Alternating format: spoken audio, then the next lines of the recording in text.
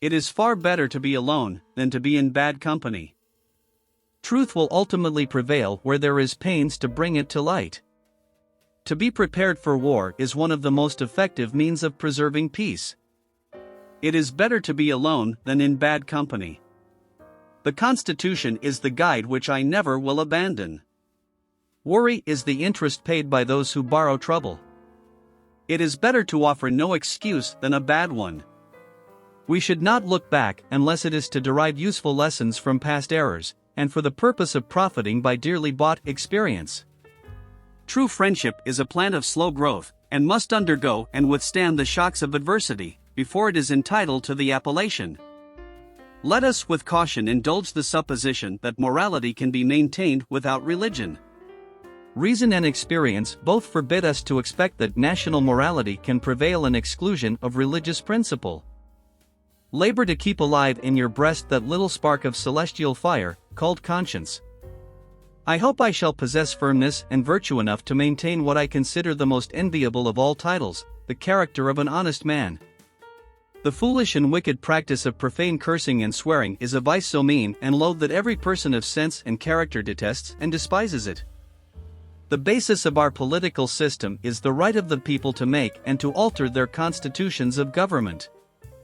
My observation is that whenever one person is found adequate to the discharge of a duty, it is worse executed by two persons, and scarcely done at all if three or more are employed therein. When we assumed the soldier, we did not lay aside the citizen. I beg you be persuaded that no one would be more zealous than myself to establish effectual barriers against the horrors of spiritual tyranny, and every species of religious persecution. A slender acquaintance with the world must convince every man that actions, not words, are the true criterion of the attachment of friends. There can be no greater error than to expect, or calculate, upon real favors from nation to nation. It is an illusion which experience must cure, which a just pride ought to discard. Some day, following the example of the United States of America, there will be a United States of Europe. Let your heart feel for the afflictions and distress of everyone, and let your hand give in proportion to your purse.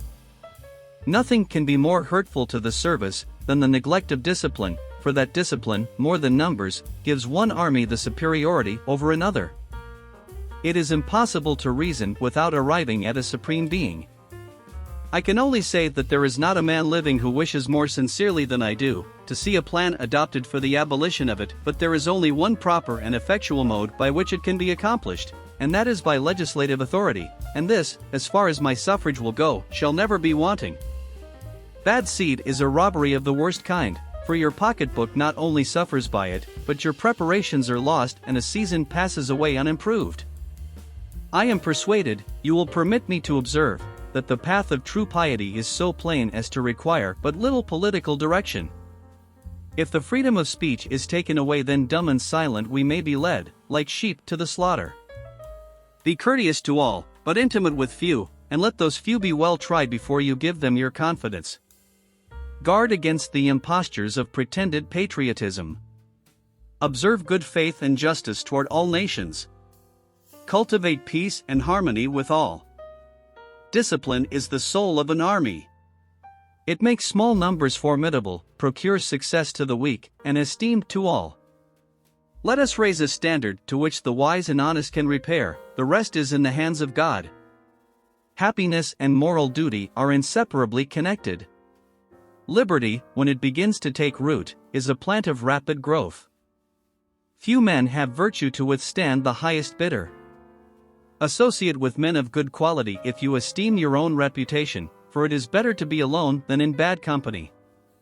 Laws made by common consent must not be trampled on by individuals. My first wish is to see this plague of mankind, war, banished from the earth. The time is near at hand which must determine whether Americans are to be free men or slaves. Arbitrary power is most easily established on the ruins of liberty abused to licentiousness. Mankind, when left to themselves, are unfit for their own government. If we desire to avoid insult, we must be able to repel it. If we desire to secure peace, one of the most powerful instruments of our rising prosperity, it must be known that we are at all times ready for war. There is nothing which can better deserve your patronage than the promotion of science and literature. Knowledge is in every country the surest basis of public happiness. Experience teaches us that it is much easier to prevent an enemy from posting themselves than it is to dislodge them after they have got possession. The alternate domination of one faction over another, sharpened by the spirit of revenge natural to party dissension, which in different ages and countries has perpetrated the most horrid enormities, is itself a frightful despotism. But this leads at length to a more formal and permanent despotism. I walk on untrodden ground. There is scarcely any part of my conduct which may not hereafter be drawn into precedent. Let your discourse with men of business be short and comprehensive. The Constitution vests the power of declaring war in Congress, therefore no offensive expedition of importance can be undertaken until after they shall have deliberated upon the subject and authorized such a measure. War, an act of violence whose object is to constrain the enemy, to accomplish our will. Friendship is a plant of slow growth and must undergo and withstand the shocks of adversity before it is entitled to the appellation. Overgrown military establishments are under any form of government inauspicious to liberty, and are to be regarded as particularly hostile to republican liberty. Lenience will operate with greater force, in some instances, than rigor. It is therefore my first wish to have all of my conduct distinguished by it. It may be laid down as a primary position, and the basis of our system, that every citizen who enjoys the protection of a free government owes not only a proportion of his property, but even of his personal services to the defense of it. Being no bigot myself to any mode of worship, I am disposed to indulge the professors of Christianity in the Church, that road to heaven which to them shall seem the most direct, plainest, easiest, and least liable to exception. I have no other view than to promote the public good, and am unambitious of honors not founded in the approbation of my country.